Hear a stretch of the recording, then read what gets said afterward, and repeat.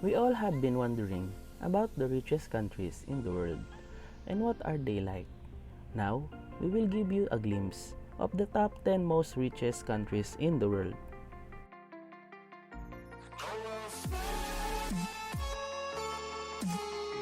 But before anything else, I would like to introduce myself to you. Hi, this is D from Team Dre.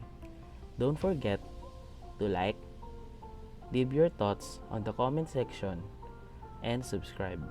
Let's go! Here are the top 10 most richest countries in the world. Number 10, Hong Kong. Ranked 4 among 190 economies in the World Bank Ease of Doing Business Index, thanks to its good infrastructure and many tax incentives. Hong Kong is an incredibly popular destination to launch a startup with foreigners, allowed to own 100% of their businesses without any citizenship, residency, or nationality requirements. Current international dollars is 66,517. Number 9, Kuwait. Current international dollars is 67,969. The flat Arabian Desert covers most of Kuwait's territory. It was only in 1938 that oil was discovered under its sands. A lot of oil. Kuwait makes up about 8% of the world's total reserves. The oil industry accounts today for nearly one half of the country's GDP and over 90% of its export. Number 8, United Arab Emirates. Current international dollars is 70,474. The United Arab Emirates economy is also becoming increasingly diversified. Outside the traditionally dominant hydrocarbon sector, tourism and construction, as well as trade and finance, are major industries. Much anticipated is also the Dubai World Expo 2020, the biggest event the city has ever hosted, which is expected to attract some 25 million overseas visitors. Number 7, Norway.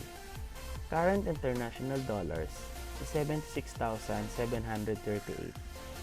Norway's economic engine is fueled by oil. As Western Europe's top petroleum producer, the country has benefited from rising prices after years of decline, with massive revenues pumping stimulus into the economy.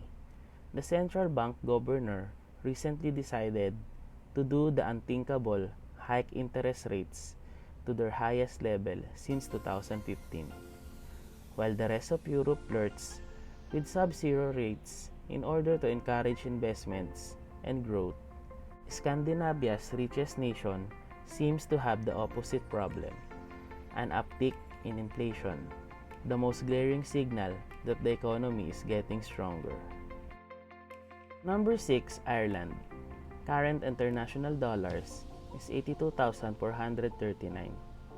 A nation of less than 500 million inhabitants, Ireland was one of the hardest hit by the global downturn, following some politically difficult reform measures, including sharp cuts in public sector wages and restructuring its banking sector.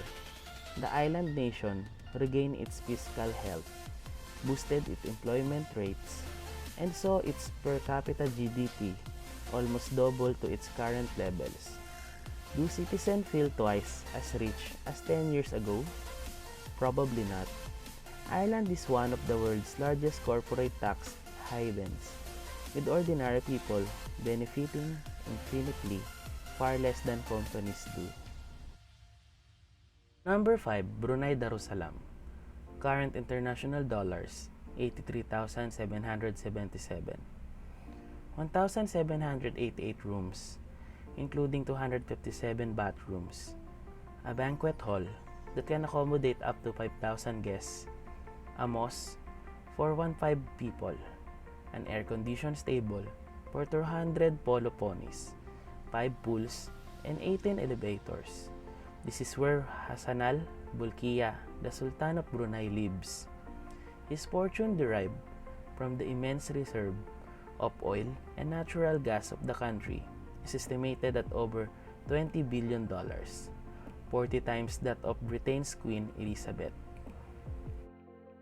Number 4, Singapore. Current international dollars, 103,717. According to IMF, GDP per capita grew in 2017, grew to over $86,000 from the previous year, reaches $89,000 in 2018, and it's projected to follow this upward trend in 2019 and until at least 2024, when it's expected to jump to $99,000 US. Number 3, Luxembourg. Current international dollars, 108,813. You can visit Luxembourg for its castles and beautiful countryside, its cultural festivals, or gastronomic specialties. Or you could just set up an offshore account through one of its banks and never set foot again, as many do.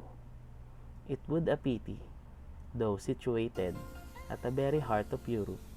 This nation of about 600,000 has plenty to offer, both to its tourists and its citizens. Luxembourg uses a large share of its wealth to deliver better housing, healthcare, and education to its people, who by far enjoy the highest standard of living in the Eurozone.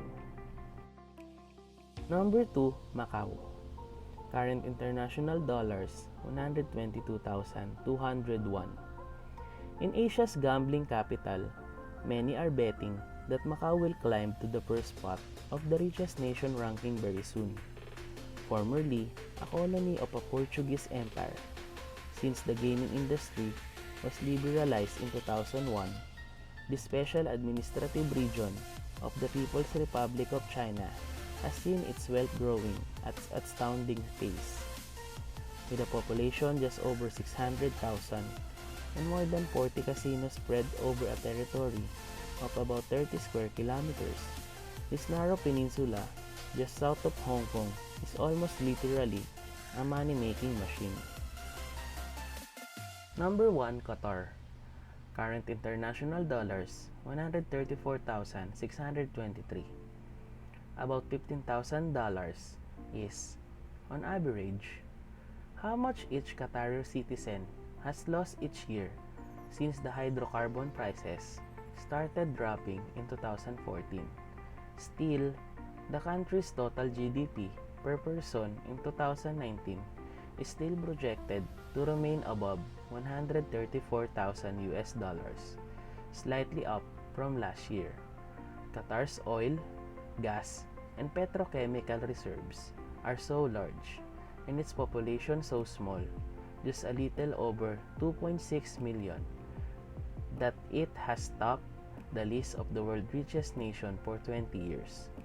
This feat is even more remarkable given that Saudi Arabia and its allies imposed a blockade on Qatar in 2017. What do you think about this? Don't forget to like, comment, and subscribe.